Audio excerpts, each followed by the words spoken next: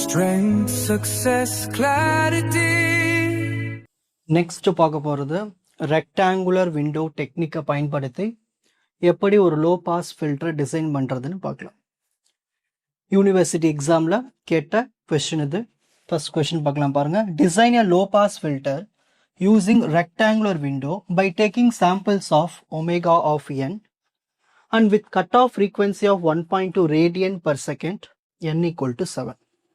இப்போ கொஸ்டின் நம்ம புரிஞ்சுப்போம்.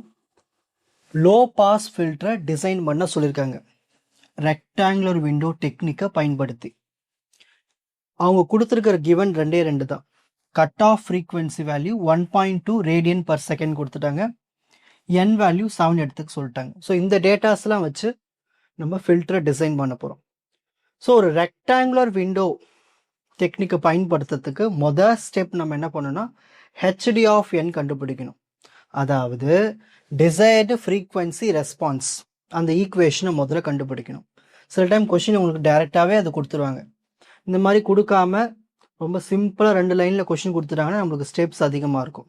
அதாவது அந்த ஈக்குவேஷனை கண்டுபிடிச்சிட்டு அப்புறம் அப்ளை பண்ணுற மாதிரி இருக்கும். சரி, first h d of n. So அதுக்கான ஜென்ரல் ஃபார்ம் இதுதான். 1/2 pi integral minus pi to pi h d of E power J omega e power J omega n d omega. ஓகேங்களா? சரி, 1/2 பை. இப்போ இந்த லிமிட் இருக்குங்க இல்லையா, இங்கே பை இருக்கு, இங்கே மைனஸ் பை இருக்கு. ஸோ இதுக்கு நம்மளுக்கு வேல்யூஸ் கொடுத்துட்டாங்க 1.2 ரேடியன் பர் செகண்ட். அதாவது கொஷினில் கொடுத்தது ஓம் சி. ஓகேங்களா? கட் ஆஃப் ஃப்ரீக்வன்சி அதை நம்ம ஒமேகா சிக்கு மாற்றும் போது ஓம் சி கூட டி மல்டிப்ளை பண்ணணும். ஓகேங்களா? அதாவது எப்பயுமே நம்ம டைம் 1 செகண்ட் எடுத்துக்கணும். So 1.2 into 1 1.2. ஸோ ஒமேகா சியோட வேல்யூ 1.2. அப்போ நம்ம எக்ஸ் ஆக்சிஸில் ஒமேகா வச்சுப்போம், ஒய் ஆக்சிஸில் HD of E power J omega. இதான் இது ஒய் ஆக்சிஸில் வரும். ஓகேங்களா? சரி, 1.2 அதாவது மைனஸ் 1.2 ப்ளஸ் 1.2 வரைக்கும் நம்மளுக்கு 1 தான். ஓகேங்களா? அதுதான் இந்த சிக்னலில் இங்கே வரைஞ்சிருக்கும். சரி, ஃபர்ஸ்ட் இந்த டயக்ராம் வரைஞ்சிட்டு அந்த லிமிட் எழுதிப்போம். இங்கே 1.2 கொடுத்தாலே இங்கே மைனஸ் 1.2 ப்ளஸ் 1.2 மாற்றிக்கணும். இந்த மைனஸ் பை இருக்கிற இடத்துல மைனஸ் 1.2, ப்ளஸ் பை இருக்கிற இடத்துல 1.2. Next h d of E power J omega. இதோட வேல்யூ கொஷினில் எங்கேயாவது கொடுத்துருக்காங்களா? கொடுக்கல. சில டைம் என்ன பண்ணுவாங்கன்னா டைரெக்டாக கொடுத்துருவாங்க. H d of E power J omega இப்படி கொடுத்துருவாங்க. H d of E power J omega நீங்கள் 1 எடுத்துக்கலாம், இந்த மாதிரி கொடுத்துருவாங்க. இல்லைன்னா சம்திங் ஜே எடுத்துக்கலாம், இந்த மாதிரி கொடுத்துருவாங்க. ஸோ அவங்க என்ன கொடுக்குறாங்களோ அதை எடுத்து இங்கே சப்ஸ்டிட் பண்ணணும். ஆனால் இந்த கொஷனில் எதுவுமே கொடுக்கல. கரெக்டுங்களா? அப்போ கொடுக்காத பட்சத்தில் நம்ம டைரெக்டாக இதுமாதிரி ஸ்டேட்மெண்ட் தான் கொடுத்துருவாங்க. அப்போ நம்ம இதை என்ன பண்ணணும், யூனிட்டி 1ன்னு எடுத்துக்கணும். ஓகேங்களா? நெக்ஸ்ட் இ power J omega n d omega 1 into anything அதே தான் வரப்போகுது, இ பவர் ஜே ஒமேகா என். ஓகேங்களா? நெக்ஸ்ட் அடுத்த ஸ்டெப் பாருங்கள், இன்டகிரேஷன் பண்ண போகிறோம். இ பவர் ஜே ஒமேகா என் இன்டகிரேட் பண்ணனா வரும், அதே தான் வரும், இ பவர் ஜே ஒமேகா என். இந்த ஒமேகாவை விட்டுட்டு பேலன்ஸ் கோஎஃபிஷியன்ட்ஸ் இருக்குது, ஜே இருக்குது, என் இருக்குது, அது டினாமினேட்டரில் வந்துடும். இதுதான் இன்டகிரேஷனோட ரூல். நெக்ஸ்ட் இந்த லிமிட்லாம் இங்கே எடுத்து எழுதிக்கணும், 1.2 மைனஸ் 1.2. இப்போ அடுத்த ஸ்டெப் நம்ம என்ன பண்ண போறோம்னா upper limit minus lower limit. இந்த ஒமேகா இருக்கிற இடத்துல ஃபர்ஸ்ட் 1.2 சப்ஸ்டிட் பண்ணணும். E power J 1.2 N by J N minus இப்போ லோவர் லிமிட். இப்போ ஒமேகா இருக்கிற இடத்துல மைனஸ் 1.2 சப்ஸ்டிட் பண்ணணும். So E power J omega இடத்துல minus 1.2 N by J N. So upper limit minus lower limit. அடுத்த ஸ்டெப் பாருங்க, இப்போதான் உன்னிப்பாக கவனிக்கணும். என்னன்னா இந்த 2 இடத்துல என் இருக்கு இல்லையா, அந்த 2 எண்ணையும் நான் வெளியே காமனாக எடுத்துடுறேன். இந்த 2 இருக்குங்க இல்லையா, அந்த 2 நான் உள்ளே அமிச்சிடுறேன். அந்த எண்ணுக்கு இடத்துல 2 அமிச்சிடுறேன். வேற ஒன்றும் பண்ணல. ஓகேங்களா? இவ்வளோதான் இந்த ஸ்டெப்பில் பண்ணியிருக்கேன். ஸோ 2 உள்ளே போயிடுச்சு, எண்ணெய் வெளியில் வந்துருச்சு. அது ஏன் பண்ணேன்னு போக போக உங்களுக்கு புரியும். நெக்ஸ்ட் பாருங்க, டினாமினேட்டர் சேமாக இருக்குது. ஸோ 2j நியூமரேட்டர் மட்டும் எழுதிப்போம். E power J 1.2 N minus E power minus J 1.2 N இப்படி எழுதியாச்சுங்களா? நமக்கு ஒரு ப்ராப்பர்ட்டி ஒன்று இருக்குது ட்ரிக்னாமெட்ரியில். E power J theta minus E power minus J theta by 2jவை சைன் தீட்டான்னு எழுதலாம். இப்போ பாருங்கள், இதில் இ பவர் ஜே இருக்குது, அப்புறம் மைனஸ் இருக்குது, இ பவர் மைனஸ் ஜே இருக்குது, கீழே 2j இருக்குது. அப்போது நம்மளுக்கு இந்த ஜே பக்கத்தில் இருக்குது 1.2n, இங்கேயும் 1.2n இருக்குது. இதுதான் தீட்டா. அப்போ இதை நம்ம எப்படி எழுதலாம்? சைன் தீட்டான்னு எழுதலாம். அப்போது 1/πn சைன் போட்டுட்டு இதுக்கு பதிலாக சைன்னு போட்டுட்டு இந்த தீட்டாக்கு பதிலாக நம்ம என்ன சப்ஸ்டிட் பண்ணோம்? 1.2n. ஓகேங்களா? நெக்ஸ்ட் 1 இன்ட்டு சைன் 1.2n வரும், சைன் 1.2n, டினாமினேட்டரில் πn. இதுதான் அந்த டிசைர்டு ஃப்ரீக்வன்சி ரெஸ்பான்ஸ். கண்டுபிடிச்சாச்சு. இதான் ஸ்டெப் 1. இந்த மாதிரி ஒரு ஃப்ரீக்வன்சி ரெஸ்பான்ஸை கண்டுபிடிக்கணும். Next step 2, hd of n values கண்டுபிடிக்கணும். நம்ம இந்த மாதிரி இங்கே ஒரு ஈக்குவேஷன் கண்டுபிடிச்சோம் இல்லையா, இதுக்கான வேல்யூஸை கண்டுபிடிக்கணும். அந்த வேல்யூஸை கண்டுபிடிக்கணும்னா முதல்ல கொஷினில் n வேல்யூ என்ன கொடுத்துருக்காங்க பார்க்கணும். Capital n value. கொஷினில் கேபிட்டல் n வேல்யூ 7ன்னு கொடுத்துருக்காங்க. அப்போ 7 வேல்யூஸ் எடுத்துக்கணும். அதாவது அதோட மீனிங் என்னன்னா n மைனஸ் 1/2, அதாவது 7 மைனஸ் 1/2ன்னு வரும், 6ன்னு வரும். 6/2 கேன்சல் பண்ணால் 3ன்னு வரும். கரெக்டுங்களா? அப்போது நம்மளுக்கு 0 ஒரு வேல்யூ இருக்கும், மற்றது எல்லாமே 3 வேல்யூஸ் இருக்கும். அதாவது 1 மைனஸ் 1, 2 மைனஸ் 2, 3 மைனஸ் 3, இந்த மாதிரி. ஓகேங்களா? அதுதான் உங்களுக்கு இப்படி சைடில் போட்டு புரிய வச்சுருக்கேன். சரி, ஃபஸ்ட்டு hd ஆஃப் 0 கண்டுபிடிக்க போகிறோம். ஒன்றும் இல்லை, இந்த ஈக்குவேஷன் எடுத்து எழுதிக்கணும். Sign 1.2n/πn. இந்த n இருக்க இடத்துல இப்போ 0 போட போகிறேன். இங்கே 0, இங்கே 0, இங்கே 0, இங்கே 0 சப்ஸ்டிட் பண்ணியாச்சு. 1.2 இன்ட்டு 0 0, சைன் 0னது 0, கீழே மல்டிப்ளை பண்ணால் 0. இந்த மாதிரி 0/0 வரக்கூடாது. வந்துச்சுன்னா அது இன்டிட்டர்மினன்ட். ஸோ அதெல்லாம் நம்ம என்ன பண்ண போகிறோம்னா எல்ஹாஸ்பிட்டல் ரூல் அப்ளை பண்ண போகிறோம். அது ஒன்லி இந்த 0க்கு மட்டும்தான் இந்த மாதிரி வரும். ஓகேங்களா? மற்றதெல்லாம் நார்மலாக வரும். லிமிட் n டென்ஸ் டு 0ன்னு போட்டுட்டு அந்த ஈக்குவேஷன் எடுத்து எழுதிக்கங்க. Sign 1.2n/πn. இங்கே ஒரு ப்ராப்பர்ட்டி ஒன்று இருக்குது. அதாவது சைன் n பேலன்ஸ் தான் இருக்கீங்க 1.2π. இதை மட்டும் எடுத்து எழுதிக்கலாம். இந்த மாதிரி இருந்துச்சுன்னா அதாவது சைன் n இருக்கணும், கீழே n இருக்கணும், பேலன்ஸ் விதத்தை நம்ம இப்படி எழுதிக்கலாம். இது ப்ராப்பர்ட்டி இது. ஓகேங்களா? இங்கே n டென்ஸ் டு 0 இருக்கணும். சரி, ஸோ பேலன்ஸாக இருக்க 1.2/π.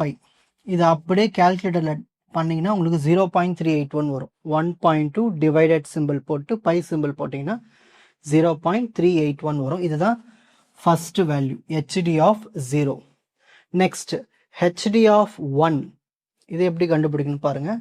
ஒன்றும் இல்லை, அதே அந்த ஈக்குவேஷன் எடுத்து எழுதிட்டு 0, இப்போ முன்னே 0 போட்டோமா, இப்போ 1 போட போகிறோம். So 1 1 1.2 into 1 1.2, pi into 1 pi. இது அப்படியே கேல்குலேட்டரில் போட்டிங்கன்னா 0.2966ன்னு வரும்.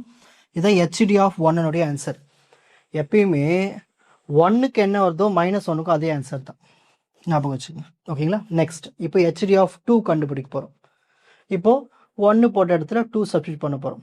1.2 இன்ட்டு 2 2.4, பை இன்ட்டு 2 2π. இதை அப்படியே கேல்குலேட்டரில் போட்டிங்கன்னா உங்களுக்கு 0.1075 வரும்.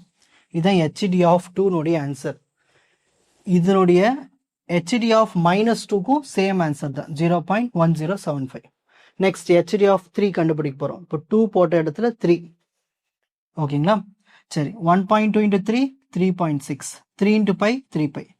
கேல்குலேட்டர் போட்டிங்கன்னா -0.0469 வரும்.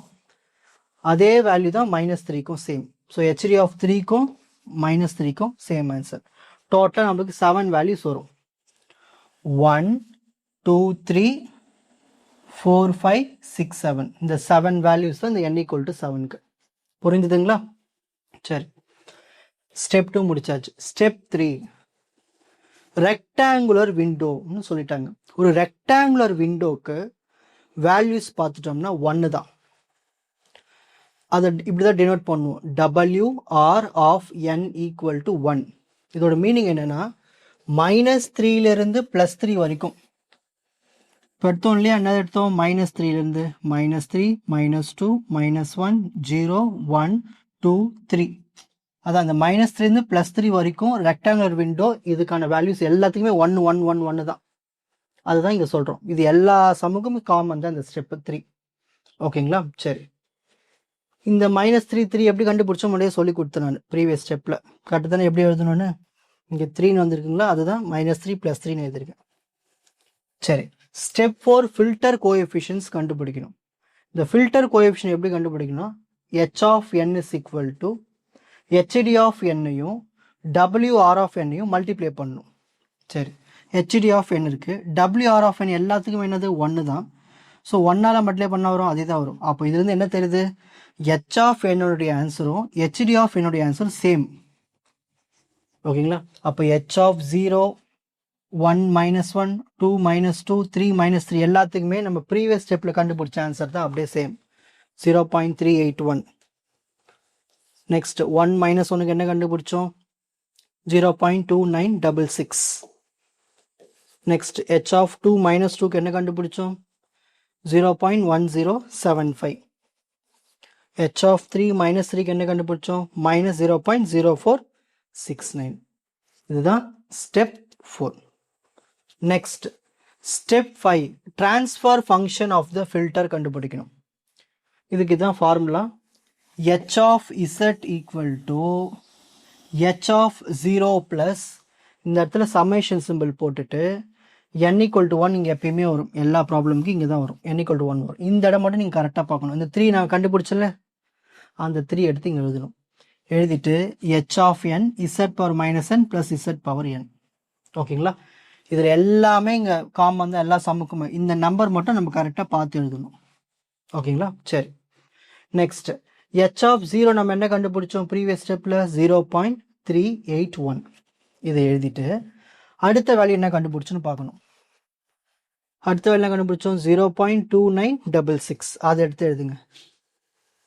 0.2966. 0.2966 நான் 6 7 போட்டிருக்கேன். ஸோ 66. ஓகேங்களா? 0.2966. சரி, இதுக்கு பக்கத்தில் நம்ம என்ன பண்ண போகிறோம்னா z power -1 plus z power 1. அதாவது இந்த எண்ணுக்கு இடத்துல இப்போ -1 1 போடணும், அவ்வளோதான். எண்ணுக்கு இடத்துல 1 போடுங்க, இங்கே 1 இங்கே 1, அப்போ z பவர் -1 1. ஸோ 1 முடிஞ்சதான். அடுத்த வேல்யூ நம்ம என்ன கண்டுபிடிச்சோம்? 0.1075. 0.1075 இது எதனுடைய வேல்யூ? இது செகண்ட் வேல்யூ. அப்போ நம்ம இசட்டுக்கு என்ன போடணும்? 2 போடணும். So z power -2 z power 2. Next அடுத்து இந்த வேல்யூக்கு வருவோம். தேர்ட் வேல்யூனா இருக்கு -0.0469. -0.0469 எழுதிட்டு இப்போ அது தேர்ட் வேல்யூ இல்லையா? ஸோ -3 + 3 வரும்.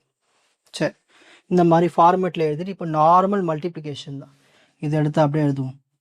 இதை எடுத்து z பவர் -1 கூட மல்டிப்ளை பண்ணுங்க. இதை எடுத்து z பவர் 1 கூட மல்டிப்ளை பண்ணுங்க. இதை எடுத்து z பவர் -2 கூட மல்டிப்ளை பண்ணணும். இதை எடுத்து z² கூட மல்டிப்ளை பண்ணணும். இதை எடுத்து z பவர் -3 கூட மல்டிப்ளை பண்ணணும். இதை எடுத்து z பவர் 3 கூட மல்டிப்ளை பண்ணிடணும். நார்மல் மல்டிப்ளிகேஷன்ஸ் தான்.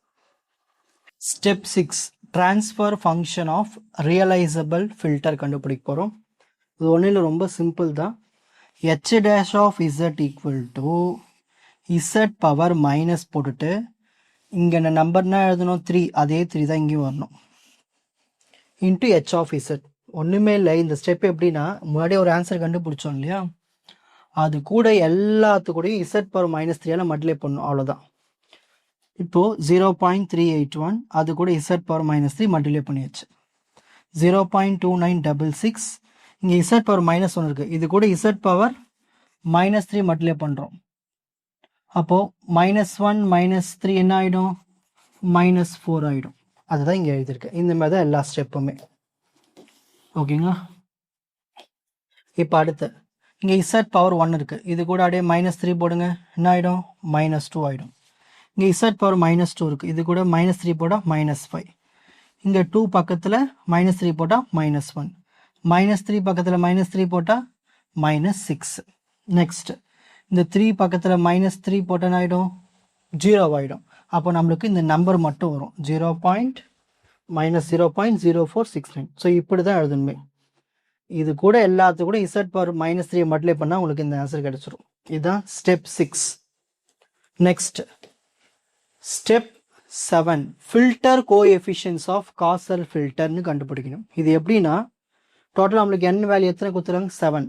ஸோ 0ல் ஆரம்பிக்கணும். 0 1 2 3 4 5 6ன்னு போட்டுட்டு இப்போ வேல்யூஸ் நம்ம பார்த்து எழுத போகிறோம். அதாவது ஃபஸ்ட்டு h ஆஃப் 0க்கு பார்க்கலாம். 0வோட மீனிங் என்னென்னா இசட்டே இல்லாத டேர்ம் பார்க்கணும். இதில் தானே இசட்டே இல்லாத டேர்ம், இதுதான் அந்த 0னுடைய ஆன்சர். -0.0469. நெக்ஸ்ட் 1னா இசட் பவர் -1 எங்கே இருக்குன்னு பார்க்கணும். இசட் பவர் -1 எங்கே இருக்கு? இங்கே தானே இருக்குது. என்ன இருக்குது? 0.1075. 0.1075. நெக்ஸ்ட் 2னா இசட் பவர் -2ல பார்க்கணும். இசட் பவர் -2 எங்கே இருக்குது? இருக்குது 0.2966.